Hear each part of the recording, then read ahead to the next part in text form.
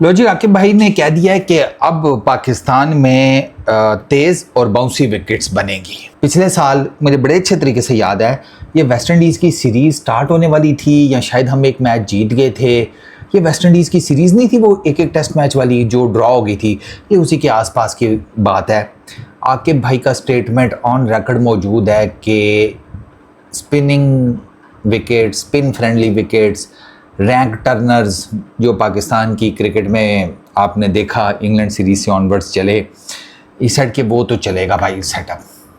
2025 में आके भाई स्पिन ट्रैक्स बनाना चाहते थे, बनाए भी उन्होंने, और 2026 में एकदम अब आके भाई कह रहे हैं कि तेज़ और बाउंसी ट्रैक्स बनेंगे। आके भाई का ना मतलब मेरी मम्मी वाला हिसाब है, आज टींडे पके ने खाओ नहीं तो भुखे रहो। चलो जी ठीक है, अगले दिन आज दाल पकी है, खानी है खा लो, नहीं खानी ना खाओ। अल्टीमेटली मेरे बिरयानी कब बनेगी? आके भाई हम दोनों को साथ लेके चलेंगे। मुझे तो आपकी स्टेटमेंट से ये कुछ ऐसे फील हुआ है कि हम स्पिनिंग ट्रैक्स भी बनाएंगे, हम फास्ट बॉलिंग ट्रैक्स भी बनाएंगे। हम बेसिकली, मुझे आके भाई की जो स्टेटमेंट है ना, उससे मैंने ये क्रक्स निकाला है कि हम ऑपोजिशन के हिसाब से ट्रैक्स बनाएंगे। मिसाल के तौर पर इंग्लैंड जब भी पाकिस्तान का टूर करेगा ना, हम उनके लिए स्पिन ट्रैक्स बनाएंगे। ट्रेडिशनली वो स्पिनर्स के मामले में ना घोर घंटाल है, फुल टाइम वो स्पिनर्स को नहीं खेल पाते। तभी तो वो इंग्लैंड, अभी याद नहीं आपको, इंग्लैंड को मारा था यार, वो स्पिनिंग ट्रैक्स पर तो मारा था, वरना पहले मैच में तो उन्होंने हमें जई तई फेर दी थी उन्होंने हमारी यार। तो वो तो बाद में फिर स्पिनिंग ट्रैक्स बनाए नोमी भाई और उसको डाला, बड़े साइज़ के पखे लगाकर, खुश्क wicket and all that. Sajid भाई छा गए फिर, नोमी भाई और साजिद भाई, तो उन्होंने हमें सीरीज़ जितवा दी। तो इंग्लैंड के अगेंस्ट हम ट्रेडिशनली बनाएंगे स्पिनिंग ट्रैक्स। बाकी अपोजिशंस के अगेंस्ट जैसे जो लोकल श्रीलंका, बांग्लादेश और कौन है इधर लोकल, अफ़गानिस्तान हमारे साथ टेस्ट मैच नहीं खेलता, और बस यही है ना, और इंडिया के साथ हम नहीं खेलते, वो हमारे साथ नहीं खेलते, हम उनके साथ नहीं खेलते, ठीक है। तो वो उधर तो छोड़ो ना, उधर तो कुछ भी नहीं है। तो मतलब यानी कि बांग्लादेश और श्रीलंका के अगेंस्ट हम बनाएंगे fast tracks, quick and bouncy, जो मुझे समझ आई है।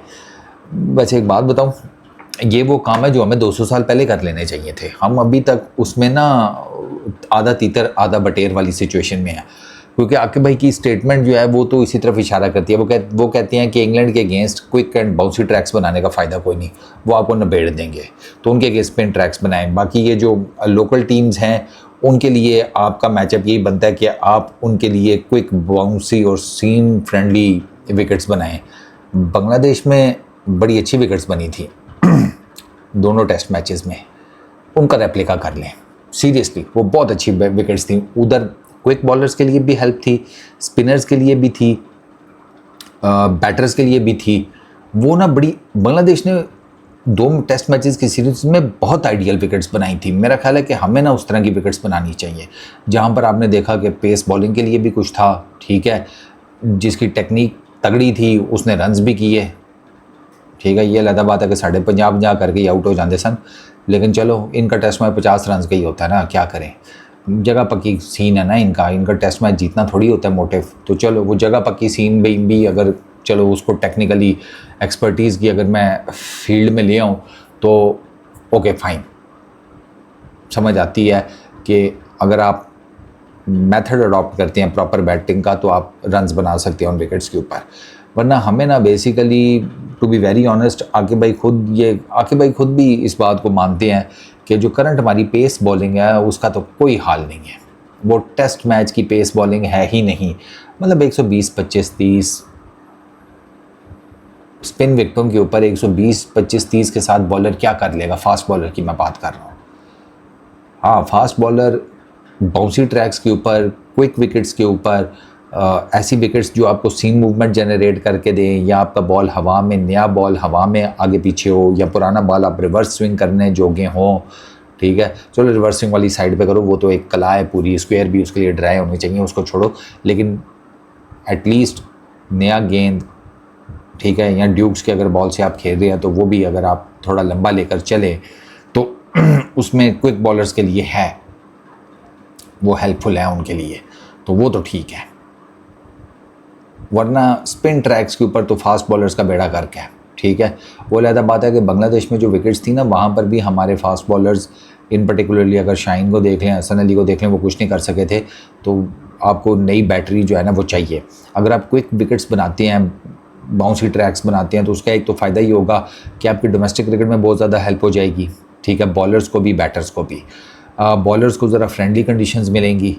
अब आप सोचो, डोमेस्टिक क्रिकेट में एक फट्टा विकेट है या स्पिनर्स के लिए विकेट बनी है, फास्ट बॉलर पागल है वहाँ पे जान मारेगा, उसे पता है भाई जान मारना जो है ना अपनी कमर दोरी करने के बराबर है, दफ़ा करो, कोई ज़रूरत नहीं जान मारने की, चुप करके आओ, बस थोड़ी बहुत ही बॉलिंग करो, जाकर फील्डिंग करनी शुरू कर दो, स्पिनर्स को करने दो लंबे लंबे स्पेल, सेशन पे सेशन उनको बॉलिंग करने दो, क्योंकि विकेट ही उनके लिए बनी है। लेकिन जहाँ पर एक विकेट होगी ना पेस बॉलर को हेल्प करने के लिए, तो वहाँ पे जो पेस बॉलर होगा ना वो कहेगा अब मैं 20-25 ओवर्स करूँगा एक दिन में और मैं पूरी जान लगाऊंगा, क्योंकि ये विकेट मुझे हेल्प करेगी, तो मैं मैक्सिमाइज़ करूँगा इस हेल्प को, मैं विकेटें निकालूंगा।